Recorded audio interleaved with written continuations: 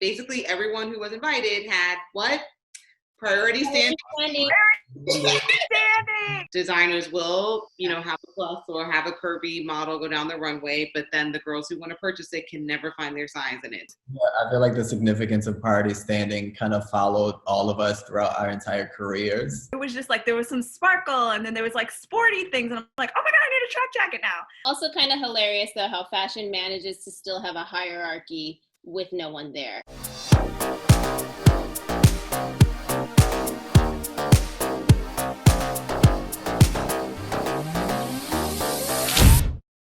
Hi guys, you are listening to episode 6 of Priority Standing Podcast. I'm Tiffany Reed, and I'm here with Nicole Chapoteau. Hey guys, J-Rod. I'm Jen. Thanks for joining us. Again, I can't believe that we're 6 episodes in. I was a little bit confused about where we were at, so thanks for clarifying earlier, guys, because I definitely was going to mess up. In case you haven't tuned in before, we are 4 industry insiders journeying through our 2nd decade working in the fashion industry. And on this podcast, we'll be talking about the past, the future, and everything in between when it comes to our industry. Last week's episode was called Blackity, Black. Okay. Last week's episode. Blank. Black. Blanking. Last week's episode was called Blackity Black. Actually, it was our last episode. It wasn't last week. We took a little bit of a hiatus because we wanted to let Fashion Month happen in order for us to really give you guys some things that you would be interested in listening to and watching us talk about. And so here we are. A lot has happened in Europe, and I think we're ready to talk about the collections, talk about what our favorites are, talk about some misses, and then, as usual, give you the winner of the week. So I'm going to start off by saying that Balmain did a collection, they did a show, and they basically everyone who was invited had what? Priority standing. That's a priority standing, okay. Our every episode.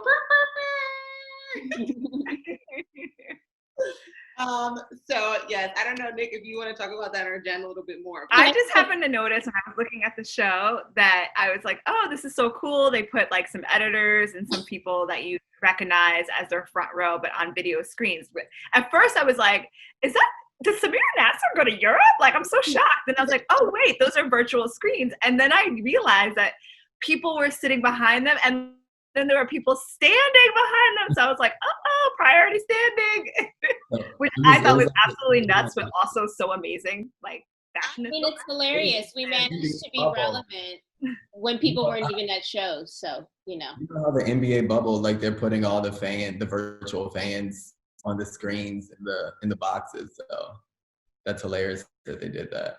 What else I thought was really funny, I know we didn't talk about this, but the Moschino show with the puppets, and he's like all the miniature, like the Anna Wintour, like all the major, like that was cute. Yeah, it was really. I forgot about that.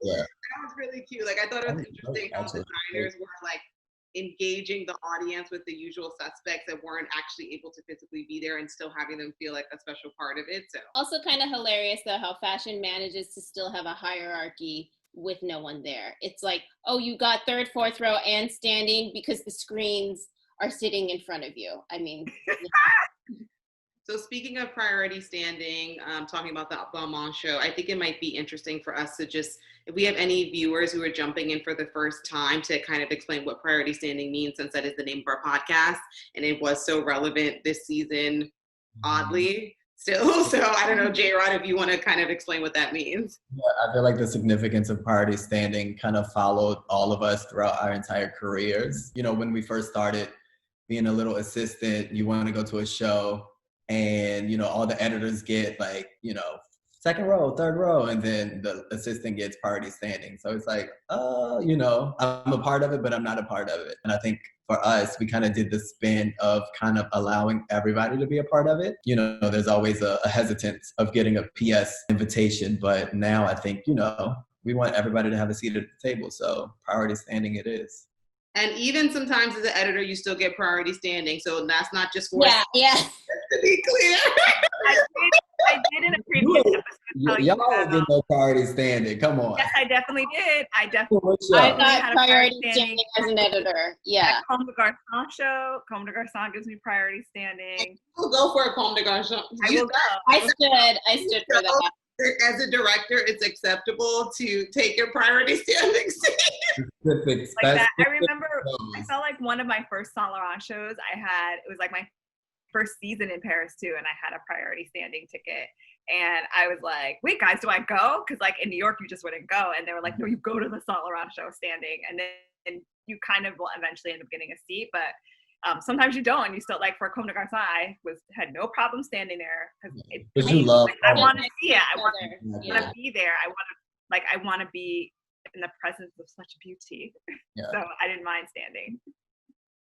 Also, I think they use the word priority to kind of make it to like soften the blow that you don't have a seat, but well, yeah, because I think there was standing and then priority standing too. Yeah. There's levels. Standing. So it's still the hierarchy for even a standing invitation, which is crazy. There's levels to it, Jen. yes, that fashion hierarchy. Okay, so should we get to our favorite shows of Fashion Month? Who wants to go first? Nicole?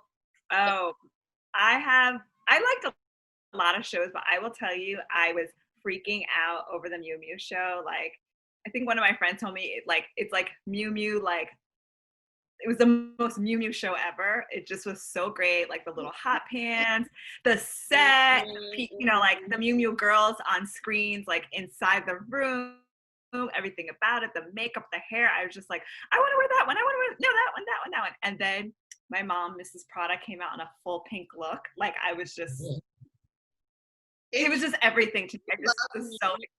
Like if you're a Miu Miu girl, like that show was for you. Mm-hmm. Yeah, it was just like there was some sparkle, and then there was like sporty things, and I'm like, oh my god, I need a track jacket now. Like, oh, I need that. Oh, let me get my legs together so I can wear those hot pants. Like it just was so. The tracksuits. I love how it was a track jacket and then a little skirt with the slit. It was so high-low. I love that whole mix of everything. And there was like a little mix of shoes where there's some that were just like fully crystalled mules that were so fun. There was like sporty, like kind of a nod to a sneaker, but then it was a heel. Like it was just so Miu Miu. I mean, but like the set, even like that hot pink or like that, like almost like a highlighter pink. That it was everything was painted. It was just like, oh, can't get any more Miu Miu than this. I was freaking out. And then I also really, really loved Fendi. I thought it was so pretty. Like I love lace. I love anything sheer. There was doily. There was a tiny bag. It was like this that had a little doily on top. It was so cute. I loved it. Cool. Yeah. Speaking of your mom, Muta Prada, Tiff, wasn't Prada one of your faves? Okay, Prada was one of my favorite shows. Miu Miu I also like died for because again, like a little hot pant and like being a little slut. You know, I like a little slutty, sporty situation. Schoolgirl, like slutty schoolgirl. I like a no pant, whatever moment. So yes, but yes, I also love Prada. I thought that, I know that there were some mixed reviews from some people who I talked to. I think they were expecting this season to be like a really big moment because I know everyone was really excited about Wrath, etc. But I thought it was great. I was like pleasantly surprised. I kind of just loved how it was like, I don't know, just like a kind of like escapism and like just like holding the styling of it, right? Like I think I really loved the styling of the show, like holding of the coats, and it just felt like really cool to me. It was like one of my favorite moments for the season. So for some of you who don't know, I was gonna say for some of you who don't know or are just like tuning in, don't always keep up with fashion news, Raf Simons had joined in collaboration with Mrs. Prada to do a collection. Actually, I think he's going to be designing a bunch of collections. So there was a menswear one that had a few women's looks mixed in previously for spring, which would be like women's resort. But so this is their first like big show together, which was for spring summer 21 that Raf Simons designed with her. And they also did a Q&A at the end of the show, and it was really cute because you can see that it was like a true collaboration between the two, as opposed to like one person's, aesthetic being pushed aside. It was like they really worked together. So it's interesting. But to see them talk, it was like mom and dad talking. It was great, but I also think, like, I think you made a good point, Nick, is like you can tell that the aesthetic was like the marrying of the two, because it didn't feel like one side versus the other. Like, again, like you said, if you follow fashion, like they have very two like different points of view, and that kind of felt like, which I think that people were expecting it to skew more Raf, but I feel like the show met right in the middle, which is why I enjoyed it, because it felt like that's what a collaboration is, right? It's like you take two creative minds and then you find like what that middle ground is. So that's why I really like the show. I felt like it was like wearable. Like I wanted to actually like, I can see myself like wearing the items, or sometimes I'm like, I can't, like, where am I going in that piece? Like even from like the prints. I saw the marriage between the two creatives, which was nice. Like you saw like notes of like Prada's, like, you know, Mucha does like the ugly print. So you saw that on like the hoodie and like skirt combos. You saw it on the coats. Raf had the holy sweater things that he did at Calvin, which for people who love Raf at Calvin. It's like it's very specific. It's not like a favorite of mine, but it's very specific. But you could tell the clutch coats, like Mucha has done that in the past. So it was good. Like the flow of the show was good. I loved like the lady accessories, like the shoe I thought was beautiful. I love the pleated skirts, the kitten heel, the bags, all of that. Yeah. It was good. I like that. What else did you like, Tiff? I was going to say that I thought the most unexpected show for me was Vuitton. So I thought I was in love with Prada, was amazing. That was my absolute favorite show. Vuitton I thought was the most interesting show because of the reactions of people. I think that there were like moments in there, and I think that fashion has been trying to be, you know, be a bit more conscious and make sure that they're speaking to the times, right? Like fashion is reactionary to what's happening in the world. And so the Vuitton show with like the boat sweater, et cetera, I thought that was, I understood where they were going with it, but I just think the delivery was like not what I was expecting it to be. And there was a lot of moments with like the accessories, particularly the shoes, that I was like, wait, what? What am I looking at? Like, I needed like some coaching through it. But I think once I was coached through it, then I kind of understand the direction further. But Vuitton got the biggest reaction from me, and Prada stole my heart. So did you guys have any reactions to the Vuitton show and the shoes? Gerard, what were your favorites? I loved Jacquemus. I think that was probably my top favorite show. I love anything that's like optimistic. I love romanticism. He's always a favorite of mine. I think the clothes are sexy. It's good to see, you know, bits of skin. I love the proportions. And just that show in general, like the models, the inclusivity. Casting is always gorgeous. The girls look amazing. I'm wearing Jacquemus. You are, see? Yeah, I am. I thought it was, you know, what's really interesting about him, he like makes really high-end fashion clothes, but the prices are much more obtainable. And that's something, someone else and I were actually discussing that today. Like he gives you well-tailored clothing. He gives you something that's really like, you know, high-end, but it's not costing you thousands upon thousands of dollars. Right. Yeah. It's like, it's wearables, you know, like it's interesting too, because he does like interesting like seams and stitches and darts and all these things, but at the end of the day you still want to wear his clothes, and I love that. And then Valentino, I think, is just always beautiful for me. Pier Paolo is just a genius at just capturing, I think, what people want to wear. You know, I'm very specific to women's wear because I love women's fashion, but even like the guys' looks on Valentino Spring were so good. You know, I love how he incorporated the floral print in like the hoodies and the kind of the street moments for the guys. And then also just the girl stuff is just beautiful. The chiffons, you know, the romanticism. So the flirty florals, the ruffles, you know, he had those sheath dresses that came to like the calf, and he had like the long fringe sleeves I thought were beautiful. I really like that electric pink. What were there two dresses that were? Yeah, I love that. That color was really major. Yeah. I was obsessed with Valentino because of the Levi's collaboration. For me, it's like jeans, denim. That's all I ever wear. But when I found out that it was a collaboration with Levi's, I was freaking out. My favorite looks are the ones with those chiffony, ruffly, sheer tops with the Levi's. And to me, that's like the quintessential way that you want to dress, you know, like fancy lady on top, casual lady on bottom. It's like all of that is just how you want to dress. And I think Pier Paolo is so good and so attuned to what women want to wear. Like you were saying, Gerard, it's like, it's very hard. People are still making crazy things even in this day and age, but it's like, that's all I want to wear. I just want to wear jeans, but I also want to look really beautiful and fancy. So you don't want to wear that Prada coat and just wrap yourself in it and clutch your coat. That is like a Jen moment. That is very Jen. That's very Jen. But you know what's really interesting? There was like those beautiful tops of jeans, and it's like, isn't that how we all are on Zoom right now? Like we're just putting on a beautiful top, something that's really presentable on Zoom. And then we have jeans on. Exactly. I think that's the beauty of it, showing a collection now, like in the age of a pandemic, and you know, everybody's working from home or on Zoom. It's like you still have the sense of beauty, but also make it practical, you know? So which is why I also loved Paco, which was my other favorite collection, because more jeans.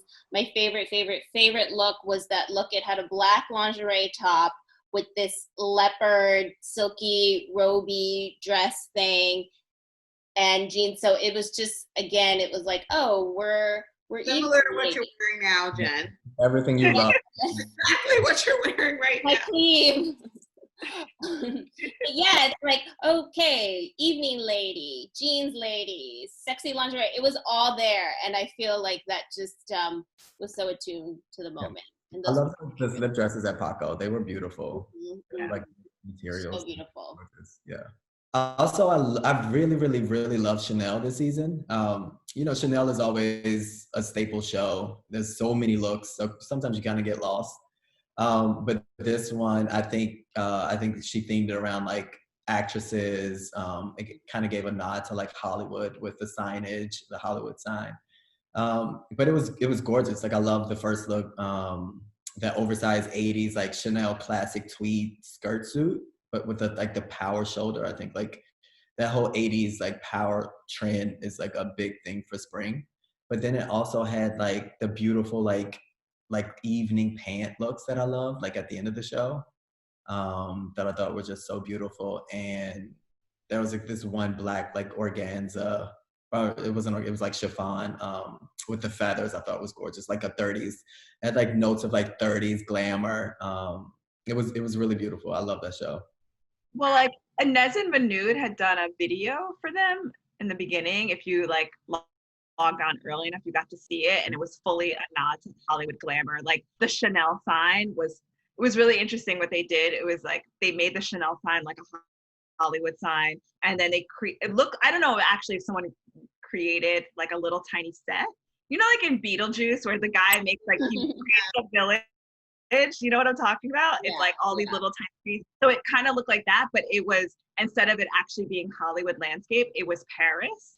But there was like a Chanel Hollywood sign in the middle of it. It was just so beautiful, and like still carrying on with Chanel always having a great set and a great vision to carry on. Even the insights that they sent out had like, it was like a pop-up. So like when you opened it up, like the Chanel, like the Hollywood sign popped up, which I thought was like really cute. And I was like, oh wait, like I was interested to see what the show's theme was going to be when I like opened up the invite.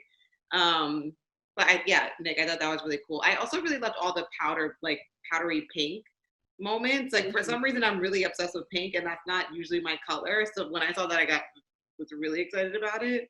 And then there was this red bomber jacket, like it was like a sporty look, and it was sequin, and I was like, okay, like that's something else that like you can like kind of pick apart. Like I always love when Chanel has like the sporty moments to it, because it feels like it's like a bit more wearable and you'll keep it forever, and like everyone's definitely you're going to keep Chanel forever regardless, but I always like when they have like their sporty moments instead of like the tweed and all of that.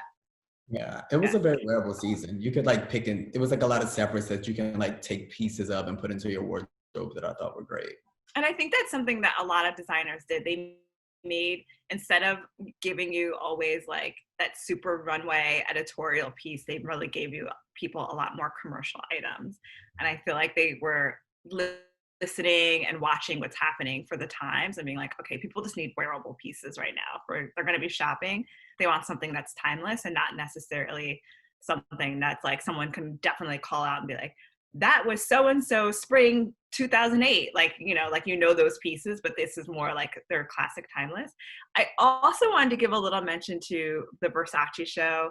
and Fendi show who had real size women in their show. Like that, I feel like, and also in Fendi, I feel like they had some more mature models as well. So I think like big ups to those too for that. Major. I love that they put those girls in like the little sexy dresses with like the boobs showing, and I was like, yes, love a sexy moment, love the bodies. Like Versace to me did it in like the chef's kiss. Perfect. Because it's always like, let's put them in a coat look. Let's put them in a moo look. Like they were like, no, they are sexy, body, everything, bang. It's like what Rihanna does for Fenty, Savage. It's like, you can wear it all too. As a whole, it's just give it up to the designers and the brands for keeping it exciting. I think we didn't know how this was going to turn out, but the fact that there was still stuff to look forward to, and you know, Chanel always manages to excite, and no one was even, you know, no one from the US was even there. So it's like the fact that there's still hype and something that you can admire, like using models of real sizes with real bodies. You know, it's like people still managed to keep everyone interested. You know, it wasn't just some weird video no one was watching. Anyway. Yeah, just to another mention, going back to what Tiff said, like seeing like Precious Lee in Versace in that dress, I think like, but also like the hair and the makeup was so great. I thought Versace's beauty was one of my favorites from Milan, like the lips and like sculpted hair. But when I saw Precious Lee, I was just like, wow, like she looks so sexy, but she still looks very elevated and high end. And it was just a really good moment. And I'm glad to see not just like inclusivity and size inclusivity for like the American markets, but it's going into European markets, which is so much like, I think it's needed. So it's a great.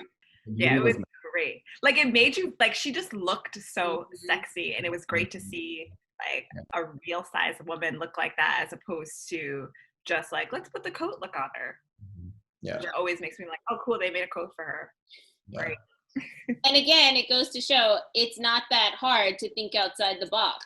You know, it's not hard to find people. The question is, are those clothes going to be produced in those sizes? Better. That continues to be the question, is that designers will, you know, have a plus or have a curvy model go down the runway, but then the girls who want to purchase it can never find their size in it. So I'm interested to see if the size run will, how far will go and how many there will be to actually purchase.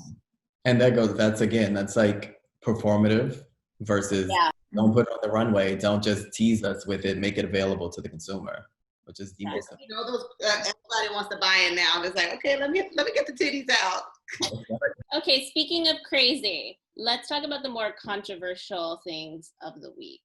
Mine is the three-toed sock from Givenchy. What is everyone's thoughts about that? Three-toe sock.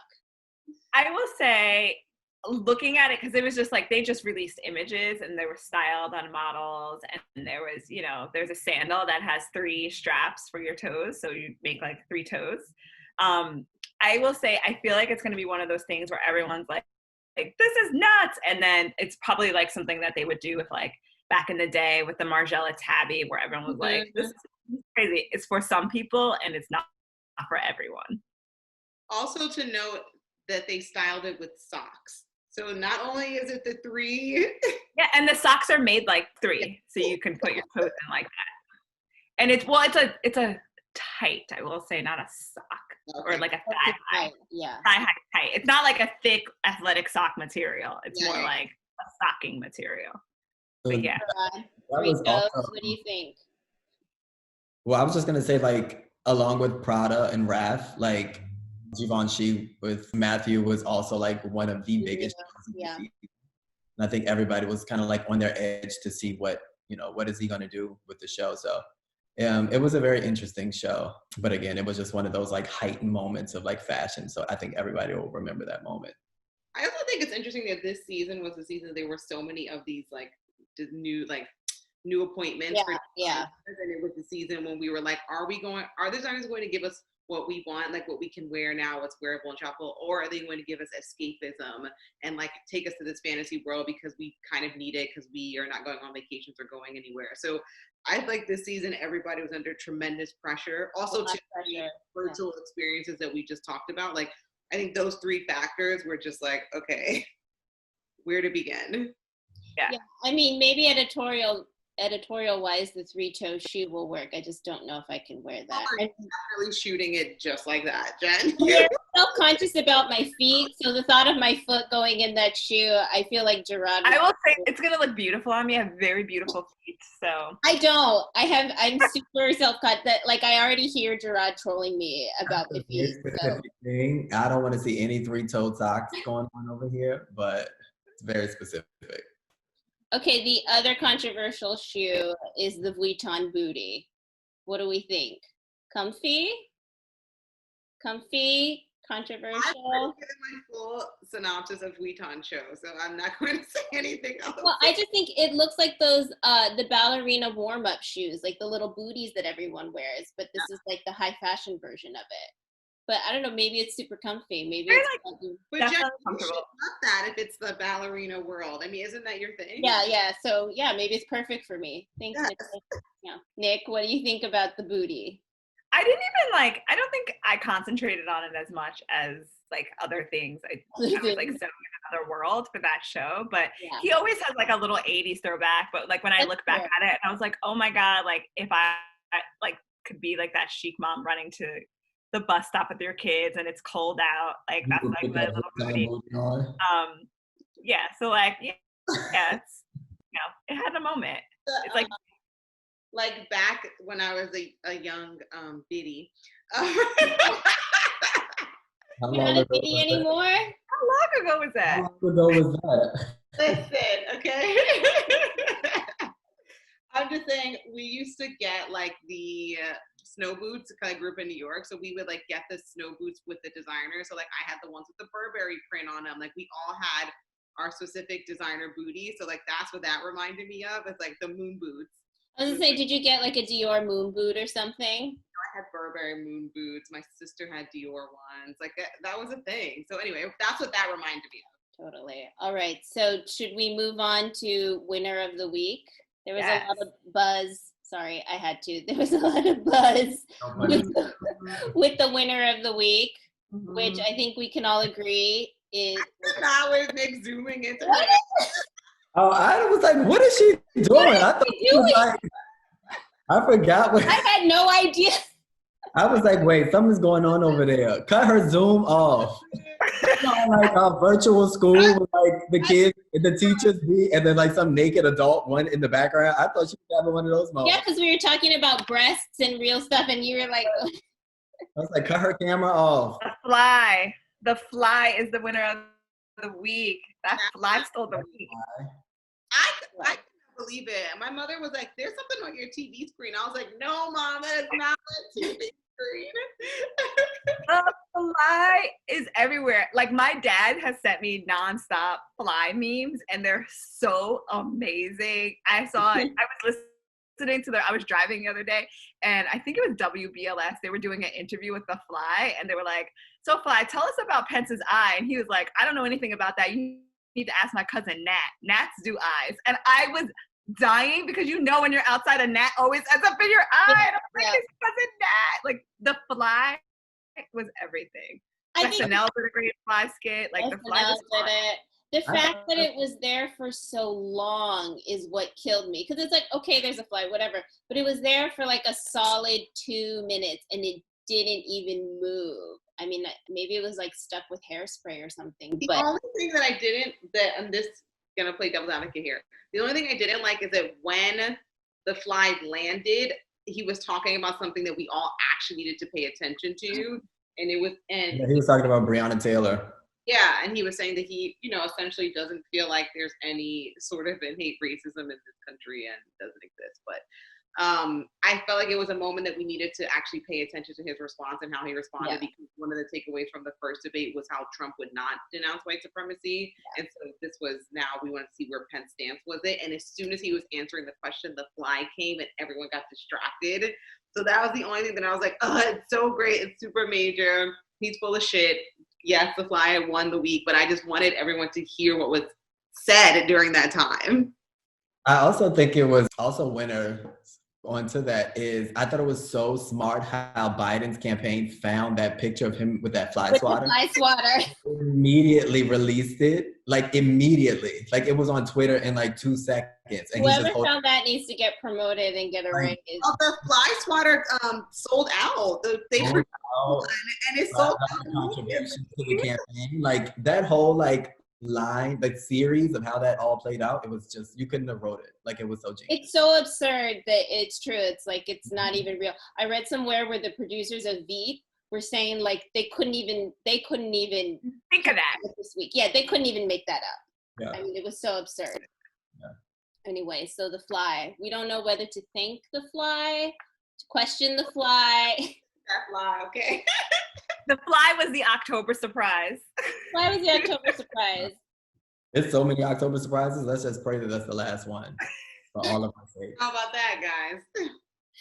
Thanks, guys, for joining us this week for episode 6 of Priority Standing. And like Gerard said, we hope there's no more October surprises, unless the October surprises work in our favor. So, Yes. you know. Oh, we also have to name this episode. This episode will be called Close.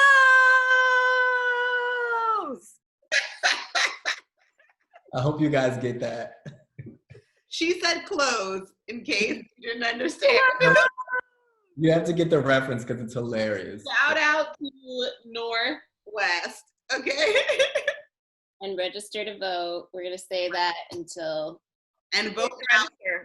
Vote. Get out there and vote. Because I see y'all doing hood rat things with your hood rat friends outside with no mask on. So that means you can take your little butts straight to the polls to either drop off your ballot or to go and actually vote. I'm doing early voting.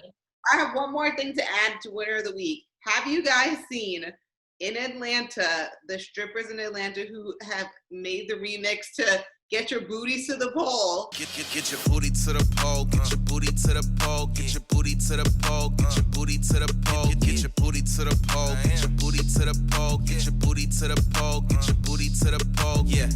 That? Yeah.